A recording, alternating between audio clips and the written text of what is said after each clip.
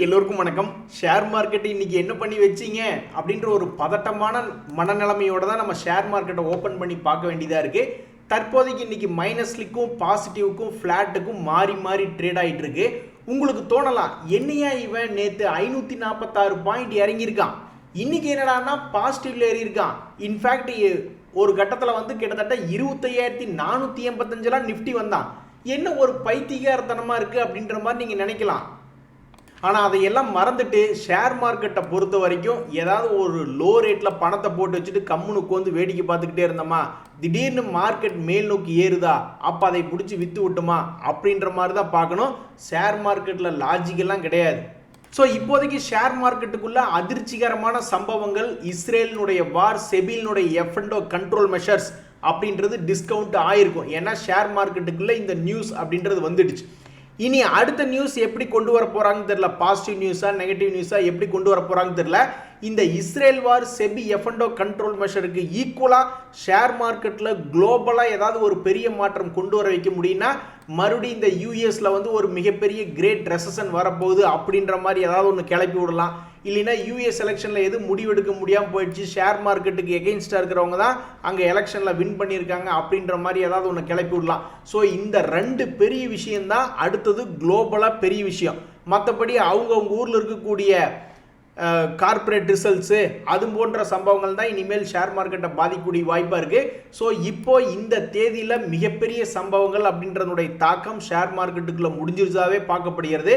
அதனால தான் இன்றைக்கி கோமாளி மாதிரி நேற்று 546 பாயிண்ட் இறங்கினவன் இன்னைக்கு மைனஸில் இருந்தால் +200 இருந்தால் இப்போ வெறும் +28 இருக்கான்.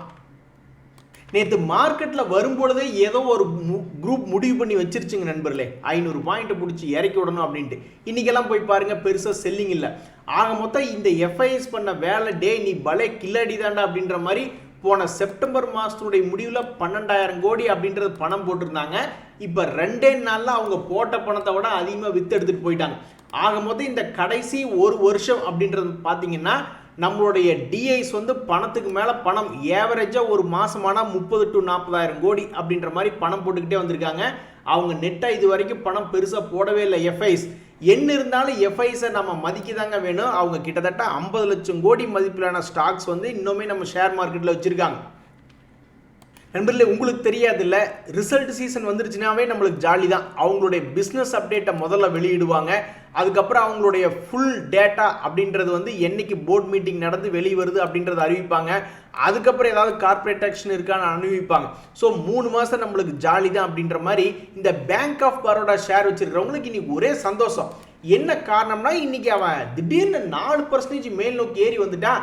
இதுக்கு முக்கிய காரணம் என்னன்னா, அந்த பேங்க் ஆஃப் பரோடா வெளியிட்ட அவங்களுடைய பிஸ்னஸ் அப்டேட் தான். அந்த பிஸ்னஸ் அப்டேட்டில் ஒன்றும் பெருசாக இல்லை. இயர் ஆன் இயர் க்ரோத் அப்படின்றது 10 to 15% தான் அவங்களுடைய பல்வேறு பிஸ்னஸ் ஹெட்ஸ்னுடைய டேட்டா அப்படின்றது இருக்குது. இதே மாதிரி தான் நேற்று S bank, south Indian பேங்க்லாம் வெளியிட்டிருந்தாங்க.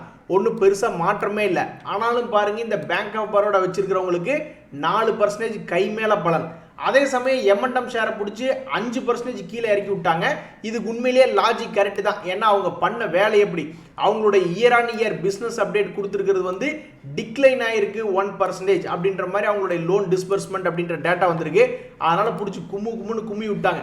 So நம்ம எதிர்பார்த்த நடவடிக்கைகள் நடக்குது. அதாவது குவார்ட்டர்லி ரிசல்ட்ஸ் அப்படின்றது நல்லா இருந்தால் 5%லேருந்து 20% அப்படின்றது இந்த குவார்ட்டரில் ஏற்றி விட்டால் சந்தோஷம். அதே மாதிரி குவார்ட்டர்லி ரிசல்ட் சரியில்லைன்னு சொல்லி அவனை ஒரு 20-40% இறக்கி விட்டாலும் சந்தோஷம். ஏன்னா குயிக்காக வேகமாக கீழே இறக்கி ஏவரேஜுக்கு உதவி செய்யலாம். யார் செஞ்ச புண்ணியமோ ஆத்தா நீ என்னை காப்பாற்றிட்டு அப்படின்ற மாதிரி இந்த டிஃப்யூஷன் என்ஜினியர்ஸ் அப்படின்ற ஐபிஓ வந்தப்போ முதல் நாள் கிரே மார்க்கெட் ப்ரீமியம் 53% இருந்தது. ஆனால் மார்க்கெட்டினுடைய இறக்கத்தில் இன்னைக்கு அவன் வந்து லிஸ்ட் ஆயிருக்கான். இருந்தாலும் ஒரு சேஃபான லிஸ்டிங். அதாவது ஆல்மோஸ்ட் இப்போ ஒரு 20% ப்ளஸில் ட்ரேட் ஆகிட்டு இருக்கான். காலையில் 193 ரூபா இருந்தவன் இப்போ வந்து 203 ரூபா அப்படின்ற ரேஞ்சில் அப்பர் ஃப்ரீஸே ஆகிட்டான்.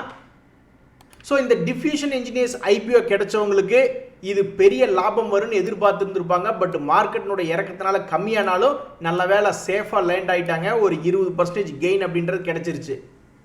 நண்பர்களே, ஓடிவாங்க. இது போன்ற செய்திகளை பார்த்தோன்னே ஷேர் மார்க்கெட்டில் நிறைய பேர் என்ன தெரியுங்களா பண்ணுவாங்க, சரி ஹூண்டாய் மோட்டார்ஸ் ஐபிஓ அப்படின்றது மேபி நல்ல ஐபிஓ வரலாம், ஒரு 20-30% மேபி கெயின் கிடைக்கலாம். அதனால் இருக்கிற பணத்தை தயார் செஞ்சு ஒரு 4-5 அக்கௌண்ட்டில் போட்டு விடுவோம் அப்படின்ற மாதிரி தான் நினைப்பாங்க. ஆனால் அவங்களுக்கு எந்த டேட்டில் வந்து அது ஓப்பன் ஆகுது அப்படின்றது தெரியாமல் இருந்திருக்கும்.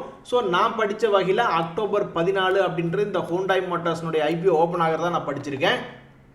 இன்னைக்கு ஒரு மிகப்பெரிய செய்தி HDFC பேங்க்ல, ஆனால் அதை ரொம்ப சப்பையாக முடிச்சுட்டாங்க. அதாவது முதல் மிகப்பெரிய செய்தி அவங்களுடைய பிஸ்னஸ் அப்டேட்ஸ் அப்படின்றது பண்ணியிருக்காங்க. ஆனால் அந்த பிஸ்னஸ் அப்டேட்டுக்கு இந்த HDFC பேங்க் பெருசாக ஒன்றும் மாற்றமே வரல. வெறும் ₹2 1684 ஷேருக்கு வெறும் ₹2 மூவ்மெண்ட் அப்படின்றது இருக்கு. சரி, பிஸ்னஸ் அப்டேட்டுக்கு தான் நீ மேலே வரல, பட் இருந்தாலும் பெரிய பெரிய ஆளுங்க இந்த HDFC பேங்கை டீல் பண்ணியிருக்காங்க இன்னைக்கு பிளாக் டீலில் அப்படின்ற ஒரு நியூஸுக்காவது ஏறுவானா அல்லது இறங்குவானா அப்படின்ற மாதிரி பார்த்தா அதுக்கு ஒன்றும் பெருசாக மூவ்மெண்ட் இல்லை. ஆக மொத்தம் இன்னைக்கு மார்க்கெட் நிஃப்டி ஒரு ப்ளஸ் 200 பாயிண்ட் இருக்கீல.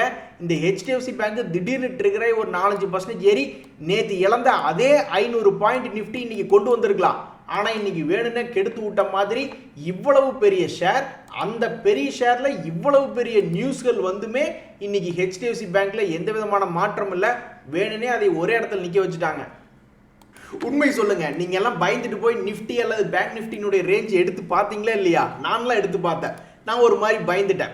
அதாவது கீழே அப்படியே ஆற்றுல இறங்கும் பொழுது கொஞ்சம் கொஞ்சமாக கீழே நிலம் இருந்ததுன்னா நம்மளுக்கு பயம் வராது. திடீர்னு ஒரு இடத்துல கல் இல்லாமல் குழிக்குள்ளே போய் காலை வச்சிட்டோம்னு வச்சிங்களேன், தலைக்கு மேலே தண்ணி போயிடும். அது மாதிரி எங்காவது திடீர்னு எங்காவது இவன் பெரிய அளவில் உளுந்துருவானா அப்படின்ற மாதிரி நான் பார்த்துக்கிட்டு இருந்தேன். ஸோ இப்போதைக்கு 24,500 வந்தாலும் செப்டம்பர் மாதனுடைய வீழ்ச்சியினுடைய சப்போர்ட் உதவி செய்து, அதே மாதிரி 24,000 வந்தாலும் அங்கே ஒரு சப்போர்ட் இருக்கு. ஸோ இப்போதைக்கு ஆற்றுக்கு உள்ளே இறங்கறதுக்கு பயப்படக்கூடிய அளவுக்கு இறங்கறதுக்கு முன்னாடி பல கல்கள் இருக்கு. அந்த கல் மேலே ஏதாவது ஒரு கல் மேலே வச்சு மேல் நோக்கி நிஃப்டி ஏறி வந்துருச்சுன்னா ரொம்ப சந்தோஷம். ஸோ நான் போய் பயந்துட்டு பார்த்தேன். பட் பயப்படுறதுக்கு இன்னும் 3 தடவை அவன் உடச்சி கீழே சின்ன பின்னம் ஆகணும், அப்போத்தாயா உனக்கு ஒரிஜினல் பயம் வரும் அப்படின்ற மாதிரி நிஃப்டி இருக்கு. நண்பர்களே, உண்மையிலேயே ஷேர் மார்க்கெட்டில் மரண அடி அப்படின்னா அது இந்த பேங்க் நிஃப்டி ட்ரேட் பண்ணுறவங்க தான். அது என்னங்க, அது எவ்வளோ பெரிய பாயிண்ட் ஏரியா 54,000 பாயிண்ட் இருந்தானுங்க. திடீர்னு 4-5 நாள் கழிச்சு பார்த்தா 52,000 பாயிண்ட் இருக்கான். இதுக்கு முன்னாடி அதே மாதிரி செப்டம்பர் மாதத்தில் 50,000 பாயிண்ட் இருந்தான். அப்புறம் பார்த்தா 54,000 பாயிண்ட் இருந்தான். இவனை ட்ரேட் பண்ணி ஒருத்தர் சக்ஸஸ்ஃபுல்லாக வெளியே வந்துட்டாங்கனாவே அவங்க வாழ்க்கையில் ஜெயிச்சிருவாங்க. அதுவும் முக்கியமாக வீட்டம்மாகிட்ட ஜெயிச்சிருவாங்கன்னு தான் நான் நினைக்கிறேன். நண்பர்களே, இன்னைக்கு தேதியில் இந்த கெயில் அப்படின்ற ஷேர் யாராவது வச்சிருக்காங்கன்னா அவங்க தான் ரொம்ப சந்தோஷமா இருப்பாங்க. ஏன்னா ஷேர் மார்க்கெட் இந்த வீழ்ச்சியிலையும் அவன் வந்து சமீபத்தினுடைய ஹையில் வந்து ட்ரேட் ஆகிட்டு இருக்கான். அது எப்படி பயமுறுத்துற மாதிரி கீழே இறங்கினவன் மறுபடியும் ₹200 ரேஞ்சில் சப்போர்ட் எடுத்து 234 அவனுடைய பழைய ரேட் வந்திருக்கான். இதனால் என்ன ஆகுதுன்னா, இந்த ஷேரை வச்சிருக்கிறவங்களுக்கெல்லாம் ஒரு வசதி. சரி, ஓகே, ஏதாவது கொஞ்சம் ப்ராஃபிட்டை புக் பண்ணிட்டு கொஞ்ச நாள் கழிச்சு ரீஇன்வெஸ்ட்மெண்ட் பண்ணலாமா, அல்லது இங்கே ப்ராஃபிட் புக் பண்ணிட்டு வேற ஏதாவது கம்பெனியில் ரீஇன்வெஸ்ட்மெண்ட் பண்ணலாமான்னு கால் மேலே கால் போட்டுக்கு வந்து டெசிஷன் எடுக்கிறதுக்கு அவங்களுக்கு வசதியாக இருக்குது. நண்பர்களே, இந்த அதானி என்டர்பிரைசஸ்னுடைய ரிசல்ட்டை ஏகப்பட்ட பேர் பெரிதும் எதிர்பார்த்துக்கிட்டு இருக்காங்க. ஏன்னா பாவம் இந்த அதானி என்டர்பிரைசஸ் பல முறை அடி வாங்கியிருக்கு. யார்கிட்டீங்கன்னா இந்த ஹிண்டன்பர்க் கையில். ஸோ இப்போ 2 days மூவிங் ஆவரேஜ் பற்றியே சுற்றிக்கிட்டு இருக்கேன் இந்த அதானி என்டர்பிரைசஸ். அவனுடைய ஜூன் மாத குவார்ட்டர்னுடைய ரிசல்ட் அந்த சமயத்தில் அவன்லாம் 3,700 இருந்தான். ஸோ அந்த சமயத்தில் அந்த ப்ரீ எலெக்ஷனுக்கு முன்னாடி இருந்த லெவல் போவானா, 3,700 போவானா அப்படின்ற எதிர்பார்ப்பு வருது. அதுக்கு இவனுடைய Q2 ரிசல்ட் ஏதாவது உதவுமா அப்படின்ற மாதிரி தான் பார்த்துக்கிட்டு இருக்காங்க.